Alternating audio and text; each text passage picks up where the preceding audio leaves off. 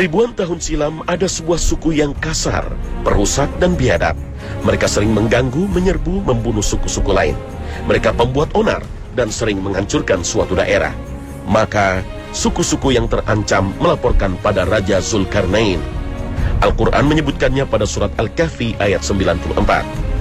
Mereka berkata, "Hai Zulkarnain, sesungguhnya Ya'juj dan Ma'juj itu orang-orang yang membuat kerusakan di muka bumi. Maka dapatkah kami memberikan sesuatu pembayaran kepadamu, supaya kamu membuat dinding antara kami dan mereka?" Raja Zulkarnain dan bala tentaranya menggiring dan mengusir Ya'juj dan Ma'juj ke sebuah pegunungan, lalu menutupnya dengan tembok dan pintu besi yang kokoh. Dan atas kehendak Allah Subhanahu wa Ta'ala, bangsa ini tak akan bisa lolos dari kurungan Raja Zulkarnain. Hingga menjelang hari kiamat nanti, Allah akan mengeluarkan mereka dari kurungan dan akan merusak bumi kembali. Di manakah tempat kurungan yang kokoh bagi bangsa Ya'juj dan Ma'juj? Para arkeolog menemukan dinding besi yang kokoh ini pada awal abad ke-15 Masehi di belakang sungai Jeyhun dalam ekspedisi Balkh dan disebut sebagai Babul Hadid atau pintu besi di dekat Tarmiz, Uzbekistan. Timur Leng pernah melewatinya, juga Shahrukh dan ilmuwan Jerman Schlettverger. Arkeolog Spanyol Clapigeo pada tahun 1403 Hijriah pernah diutus oleh Raja Andalus ke sana dan bertemu pada Timur Leng. Babul Hadid adalah jalan penghubung antara Samarkandi dan India. Abdullah Yusuf Ali dalam tafsirnya menyebutkan bahwa di distrik Hisar, Uzbekistan, 240 km di sebelah tenggara Bukhara, ada celah sempit di antara gunung-gunung batu. Letaknya di jalur utama antara Turkestan ke India dengan koordinat 380 N dan 670 E. Tempat itu kini bernama Buzgol Khana dalam bahasa Turki. Tetapi dulu nama Arabnya adalah Bab al-Hadid atau pintu gerbang besi. Orang Persia menyebutnya Dar-i Ahani. Orang Cina menamakannya Tiemenkuan. Semua bermakna pintu gerbang besi. Yuan Xiang, seorang pengembara Cina, pernah melewati pintu berlapis besi ini dalam perjalanannya ke India di abad ke-7. Tidak jauh dari sana, ada danau yang dinamakan Iskandar Kul. Di tahun 842, Khalifah Bani Abbasiyah Al-Wathiq mengutus sebuah tim ekspedisi ke gerbang besi. Mereka masih mendapati gerbang di antara gunung selebar 137 meter dengan kolom besar di kiri kanan terbuat dari balok-balok besi yang dicor dengan cairan tembaga. Tempat bergantung daun pintu raksasa persis seperti tersebut dalam surat Al-Kahfi. Pada Perang Dunia Kedua, konon Winston Churchill, pemimpin Inggris, mengenali gerbang besi itu. Sekarang lokasi tembok ini diperkirakan berada di Azerbaijan dan Armenia, tepatnya di pegunungan Kaukasus yang sangat tinggi dan sangat keras. Berdiri tegak seolah-olah diapit oleh dua buah tembok yang sangat tinggi. Tempat itu tercantum pada peta-peta Islam maupun Rusia, terletak di Republik Georgia.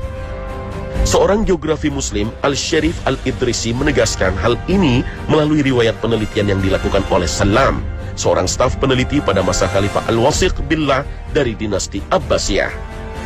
Konon Al-Wathiq pernah bermimpi bahwa tembok penghalang yang dibangun oleh Zulkarnain untuk memenjarakan Ya'juj dan Ma'juj terbuka.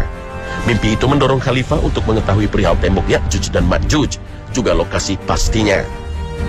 Dengan biaya sebesar 5.000 dirham, Khalifah Al-Wathiq menginstruksikan kepada Salam untuk mencari tahu tentang tembok itu.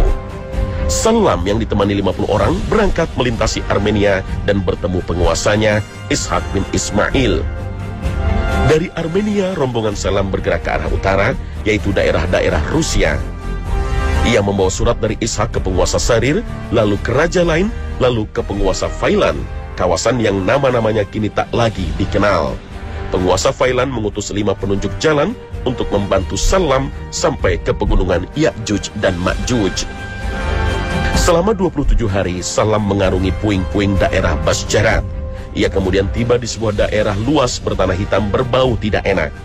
Selama 10 hari, Salam melewati daerah yang menyesakan itu. Ia kemudian tiba di wilayah berantakan tak berpenghuni. Penunjuk jalan mengatakan kepada Salam bahwa daerah itu adalah daerah yang dihancurkan oleh Ya'juj dan Ma'juj tempo dulu. Selama 6 hari berjalan menuju daerah benteng, daerah itu berpenghuni dan berada di balik gunung tempat Ya'juj dan Ma'juj berada. Salam kemudian pergi menuju pegunungan Ya'juj dan Ma'juj. Di situ ia melihat pegunungan yang terpisah lembah. Luas lembahnya sekitar 150 meter. Lembah ini ditutup tembok berpintu besi sekitar 50 meter. Gambaran ini disebutkan ahli geografi Al-Idrisi secara detail. Al-Idrisi juga menceritakan bahwa menurut cerita Salam, penduduk di sekitar pegunungan biasanya memukul kunci pintu besi 3 kali dalam sehari. Setelah itu mereka menempelkan telinganya ke pintu untuk mendengarkan reaksi dari dalam pintu. Ternyata mereka mendengar gema teriakan dari dalam. Hal itu menunjukkan bahwa di dalam pintu betul-betul ada makhluk jenis manusia yang konon Ya'juj dan Ma'juj.